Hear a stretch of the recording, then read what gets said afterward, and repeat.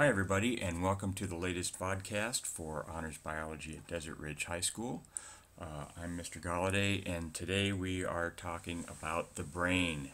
Yes, we're going to understand a few of the basic structures of the brain and their functions and what they do. And so let's get started. First thing you're going to want to do is update your table of contents, update the organization in your notebook, and you can hit the pause button while you do that. And we are going to dive right in.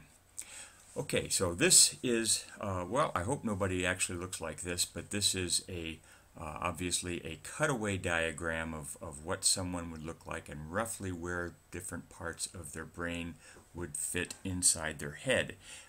And as you can see here, there are four different areas, and these are the four main parts that we're going to talk about. The cerebrum is the largest part of your brain. Next largest part is the cerebellum. And then coming off of the bottom of that is this structure that actually is the beginning of what becomes your spinal cord, and it's called the brainstem. And the brainstem is divided up into several different regions, one of which is this little teeny tiny button right here, which is called the medulla, also sometimes called the medulla oblongata, which is kind of a fun word to say. It's almost as fun to say as endoplasmic reticulum. But anyway, the medulla oblongata is part of the brainstem, and it's located right here. Okay, so we're going to take each one of these in turn and look at it and see what it does. First one is the brainstem. The brainstem you can think of as sort of like a funnel. It is where information comes into the brain from the body, and where all of the information going out from the brain to the body basically has to all funnel through this. So it's sometimes called a switchboard between the brain and the peripheral nervous system. Many of the functions of the brainstem are involved in homeostasis. That is to say that they control very basic internal body conditions. Okay, this is things like heart rate, things like your breathing, things like your digestion, all of those things that, thank goodness, we don't have to remember to do. We don't have to consciously think about. If I had to remember to breathe, I would have died long time ago. It's our brainstem, or regions of our brainstem, that control all of these functions. Okay, and one of the main functions, or one of the main parts of the brainstem that does this, is the medulla. Right, it is what is involved in many of these homeostasis type of activities. Right, things like breathing, circulation, digestion, swallowing. Right, you don't have to remember to swallow. You don't have to remember to do that kind of stuff. That's all handled automatically by the medulla, which again is a small part of the brainstem. Okay, moving up to the next largest part is the cerebellum. The cerebellum is actually the second largest region of the brain. It is involved in coordinating your muscle movements. It's also involved in learning motor skills. So when you go to the gym and your coach has you do layups time after time after time after time, and you practice and practice and practice this, or if you play a musical instrument and you practice your various scales and fingering exercises to become more proficient in whatever your musical instrument is that you play. Those are fine motor skills, and those are learned in your cerebellum. Okay, the cerebellum is the part of your brain where that takes place. Let me give you an example of coordination. If you just right now just reach out and pick up an object, right? Maybe pick up something heavy like a book. And the first thing that you'll notice is you probably did not fall excuse me. You did not fall over when you picked up that book. The balance of your weight shifted very slightly, and you were able to do that without thinking about it. It was your cerebellum that did that. Chances are when you lifted that object up off the table, you needed to use muscles in your not only in your hand and in your arm, but also many muscles in your back, your shoulders, possibly even muscles in your legs to adjust your weight. You did that automatically without thinking about it, and it was the cerebellum that coordinated all of that activity. Okay, now moving from the cerebellum up to the cerebrum. The cerebrum is, of course, the largest part of your brain. This is the part of the brain that does all of our thinking, right? All of the stuff that we think of, well, that we think about as thinking, that is the cerebrum that is involved in that. So all of the stuff that we think of as intelligence, learning, judgment, all of those things, plus many, many, many more, that is all done by the cerebrum. And we're going to take, the cerebrum is actually divided up into 4 different sections, and we're going to look at each of those 4 sections in turn. And we're going to cover them in a little bit more detail. But before we do that, I want to show you, this is obviously a diagram, and I want to show you now a more realistic photograph of the brain. This is a fairly high resolution photograph, and you can see all that folding that gives the brain, the outer surface of the brain gives it a very high surface area. You notice all of these little wrinkles and folds in here. This is what's called the cerebral cortex, right? So this part of the brain down here is called, what is this called? Yes, this is the brainstem. This is the brainstem, this whole region. And then this little kernel up in here is what? Yes, that's correct. That is the medulla oblongata. This part down here is what? Yes, that is correct. That is the cerebellum. And then this large wrinkly part of the brain is what? Yes, that is the cerebrum. Okay, so those are the 4 main parts of the brain. And as you see in your textbook, or you may have seen in your textbook, many parts of this are actually divided up into, it's divided up into more subparts. But the main 4 that I want you to know are the brainstem, the medulla, the cerebellum, and the cerebrum. Those are the 4 parts that I want you to know about. Okay, so now we're going to take the cerebrum and we're going to look at these 4 lobes, okay? And roughly, you see this very large, deep furrow. This is what separates it. This is one of the dividers, and then you see these other. You see some other dividing areas that divide this into other regions, and it's basically broken up into 4 different lobes, or 4 different regions of the brain, and they're not actually those colors. But we're going to take each of those in turn and talk a little bit about how they're, what the functions of each of those lobes or each of those regions are. Okay, the first one that we're going to talk, well, there's the frontal lobe. Actually, let's name them first, and then we'll go back and cover the details. So there's the frontal lobe. There's a region down here at the bottom called the temporal lobe. This is actually, well, as the name of the frontal lobe suggests, this is the front of the brain. This is the bottom down near the brain stem. This is the back region, which is called the occipital lobe. And then the top part is called the parietal lobe. Okay, so we have these 4 lobes: the frontal, the temporal, the occipital, and the parietal. Okay, and those are the 4 lobes of the cerebrum.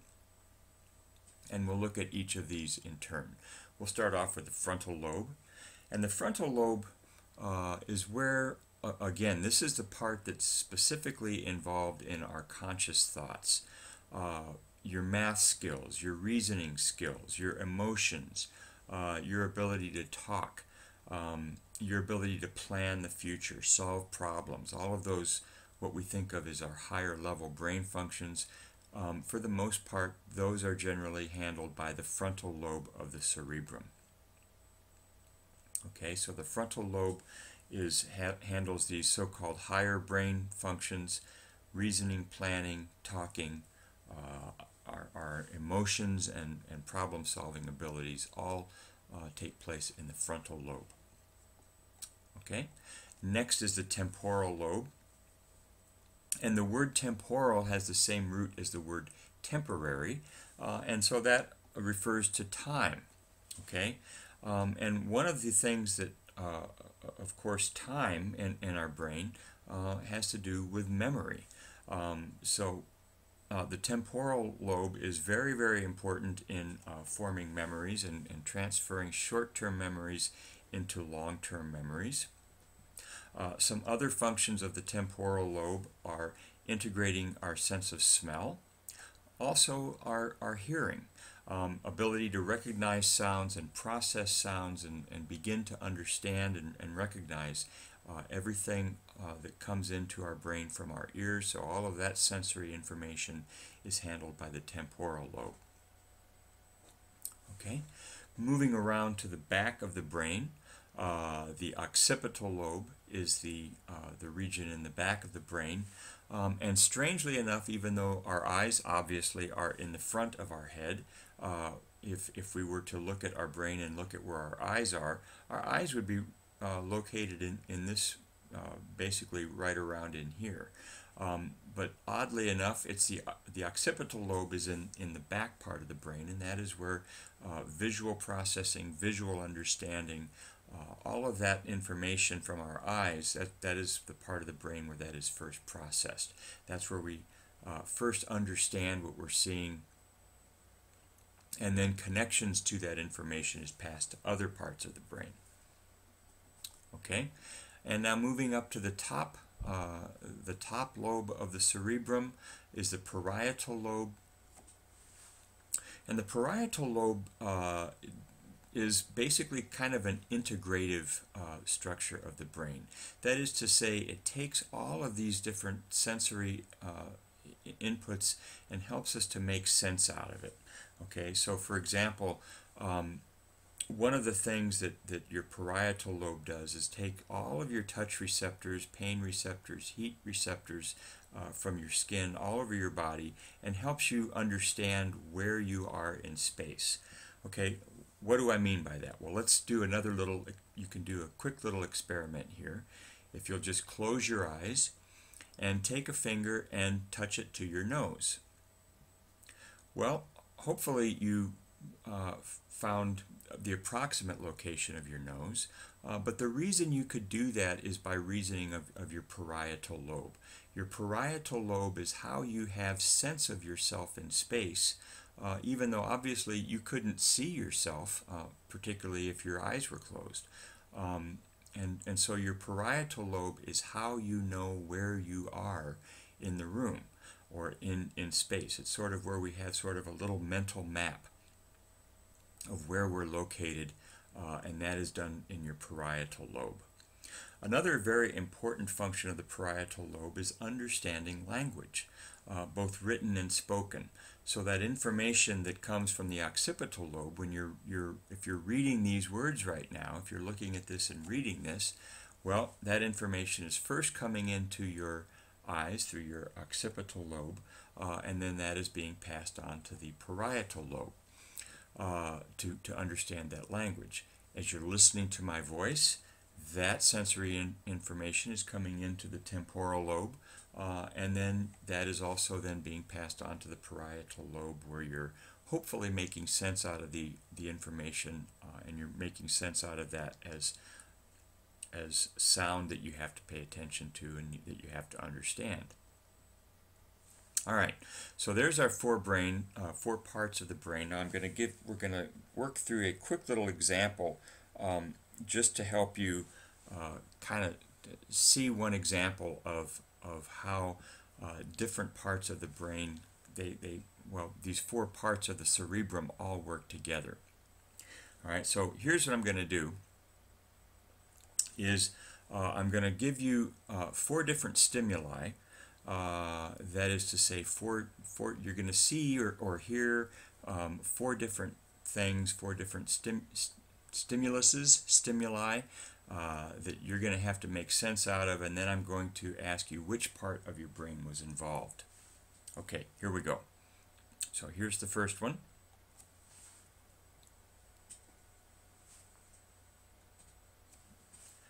Okay, what part of your brain was involved in making sense out of that stimulus? Okay, well, I hope you understood that first of all was the occipital lobe, which is back here in the back of the cerebrum, and then that information got passed up here to the parietal lobe, where you associated those words with the word dog. And you have some associations with the word dog, and depending on your history, you have different inferences that were made in the parietal lobe, different associations with that that marking that you saw on the screen. Okay, here comes another stimulus. Are you ready? Here it comes. Dog. Okay, so there was another stimulus, and what parts of your brain or what parts of the cerebrum were involved there? Well, first of all, your temporal lobe, which is down here at the bottom of the cerebrum, the temporal lobe was involved in receiving that auditory information from your ears. You recognize that as being a word, and then that was connected up here again to the parietal lobe, where you once again understood that that was the word dog, and you have some associations with that word. You all know what a dog is, and you all have some associations and memories associated with that. Okay, here comes another stimulus.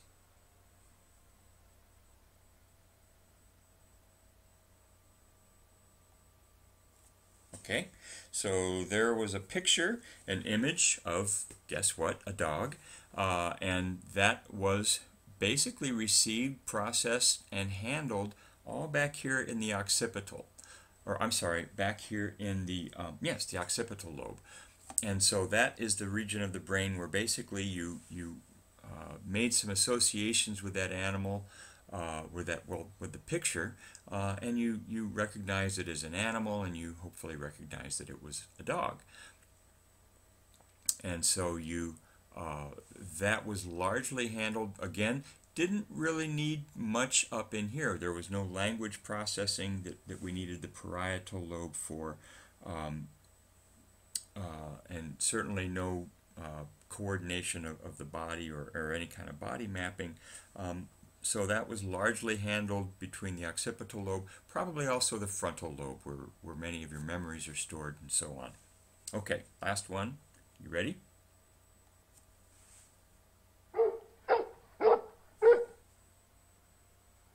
Okay, obviously that was the sound of a dog barking, not surprisingly. That information came, again, into the temporal lobe, was processed in the temporal lobe. And then there was probably some associations that went on into the frontal lobe, but again, most of that was handled down here in the temporal lobe without much need to involve the parietal lobe in that. Okay, so that was an example, and what I'd like you to do now for your turn, on the left-hand side of the page, I want you to basically do this same type of activity, but do this in a little more detail, okay? Write down your favorite food up at the top of the page, and then each of those brain parts and each of the four lobes of the cerebrum, write 2 to 3 examples of how that brain part is involved in various ways that you know or have some knowledge of, or that your body is involved with, whatever that food might be. So maybe it's recognition, appreciation, how you go about consuming, what is going on with your brain, how is that part of your brain involved in that particular food? Okay, give us a sentence or two, give us 2 or 3 examples.